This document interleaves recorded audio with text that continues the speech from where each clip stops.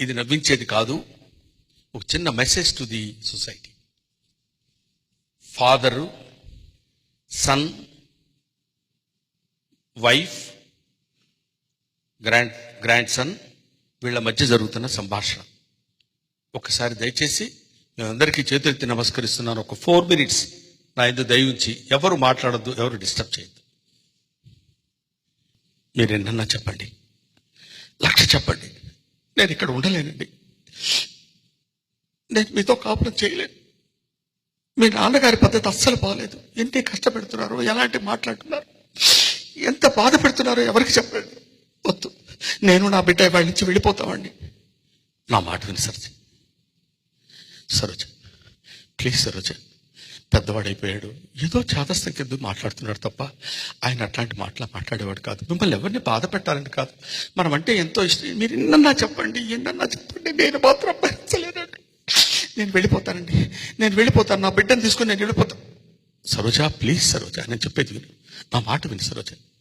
ఇవాళ కొత్త, ఏదో ఇంకా నాళ్ళు ఊపికి పెడితే ఆయన దాన్ని వెళ్ళిపోతాను. ప్లీజ్ సరోజ, నీకు బతివులాడి చేతులెత్తి నమస్కారం చేసి చెప్తున్నాను Saroja, please. No no no no no నాన్న, ఆ ముసలాన్ని పంపించే నాన్న, చచ్చిపోతున్నాను, వాడు నన్ను చాలా ఇబ్బంది పెడుతున్నాడు నాన్న. రైట్, ఏంటి వాగుతున్నావు, వాడు వీడు అంటున్నావు, ట్రస్ట్ పెట్టి. లేదండి, నేను వెళ్ళిపోతాను. వద్దు సరోజ,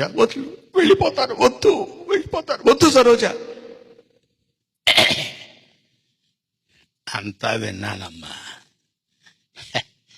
మీరేమీ ఇబ్బంది పడక్కర్లేదు, నేనే వెళ్ళిపోతానులే. నాన్న నువ్వు, అవునరా, అంతా విన్నాను నాన్న, నేను ఇవాళ కాకపోతే రేపైనా పోవలసిన వాడిని.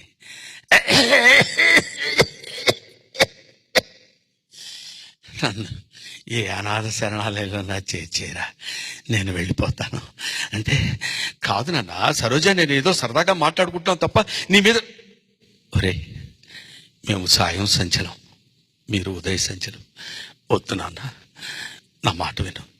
నా మాట కాదన్నావంటే నా మీద ఒట్టే, నన్ను ఏదైనా శరణాలయంలో చేర్చమని అంటున్నారు కదరా. నాన్న శరణాలయానికి తీసుకెళ్తారు. పేరు నరసింహారావు, ఊరు కంకిపాడు, వయసు 74 సంవత్సరాలు.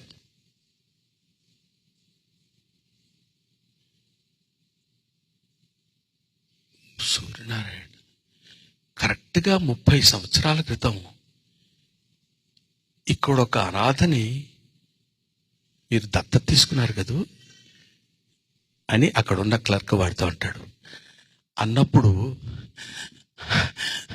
అవును, వాడేనాయనా వీడు, నేను దత్తత తీసుకున్న వాడేనాయనా వీడు. Thank you very much, thanks a lot.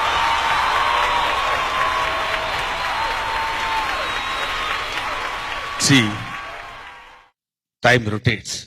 ఇవాళ మనం పెద్దవాళ్ళం అవుతాం, రేపు మనకంటే తర్వాత వచ్చిన వాళ్ళు పెద్ద అవుతారు. అత్త ఒక ఇంటి కోడలే. కాబట్టి ఎప్పుడైనా you should give respect to the elders. అనాథలకి, అనాథ శరణాలయాలకి తల్లిదండ్రులను పంపించేటువంటి స్థితి, మానసిక స్థితి కానీ శారీరక స్థితి కానీ ఎవ్వరికీ రాకూడదని మనస్ఫూర్తిగా నేను కోరుకుంటూ, నన్ను ఈ స్థితికి నాలాగే ఎంతోమంది కమెడియన్స్ పెద్దవాళ్ళు అవ్వాలని కోరుకుంటారు. అందరికీ అవకాశం దొరకదు. నా జీవితంలో నేను మర్చిపోలేని విషయం ఏంటంటే, ఇన్ని సంవత్సరాలు మీరు ఎలా చేయగలిగారండి అని నన్ను అడిగినప్పుడు, సర్కస్ లైట్ ఉంటుంది, కొన్ని లక్షల మంది ఉంటారు. సర్కస్ స్టార్ట్ చేసేటప్పుడు లైట్ అలా తిరుగుతుంటుంది, కొంతమంది మీద లైట్ పడుతుంటుంది. ఆ లైట్ పడ్డప్పుడు వాడు చాలా అనుకుంటాడు, మళ్ళీ లైట్ వెంటనే పోతుంది, ఇంకోటి మీద వస్తుంది, ఇంకోటి మీద, ఇట్లా అందరి మీదకి లైట్లు వస్తాయి.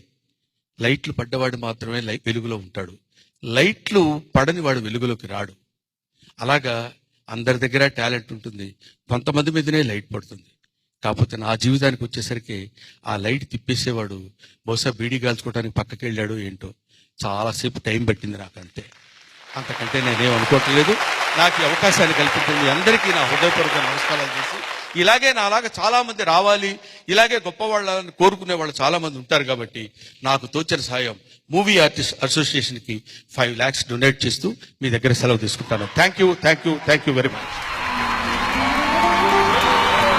అమ్మ కడుపు చల్లగా నిండు నూరేళ్ళు, హాస్య బ్రహ్మవై వెలుగును